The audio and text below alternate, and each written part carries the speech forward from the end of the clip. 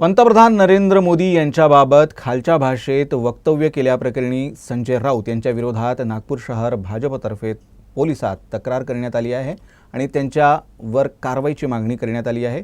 नागपूर शहर भाजपने पोलिसांसह निवडणूक आयोगाकडेही तक्रार केली आहे।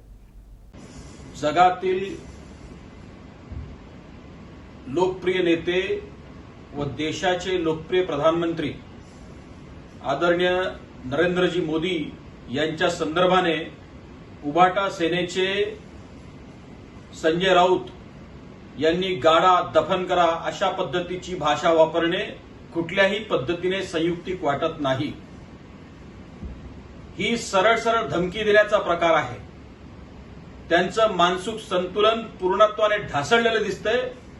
त्यांच्या मालकाचं देखील संतुलन कोणत्याही पद्धतीने राहिलेलं नाही। ज्या पद्धतीची भाषा ते वापरतायत, मी या संदर्भातली तक्रार पोलीस आयुक्त नागपूर आणि इलेक्शन कमिशन ऑफ महाराष्ट्र यांना केलेली आहे। निश्चित रूपाने याच्यामध्ये निवडणूक आयोग आणि पोलीस कारवाई करतील असा मला विश्वास आहे। पण हे लक्षात घेतलं पाहिजे की येत्या 4 जूनच्या निवडणूक निकालामध्ये उभाटा सेनेचं भविष्य संपूर्णत्वाने संपलेले दिसेल आणि त्यांचा जो विचार आहे त्यालाच जनता गाडल्या किंवा दफन केल्याशिवाय राहणार नाही।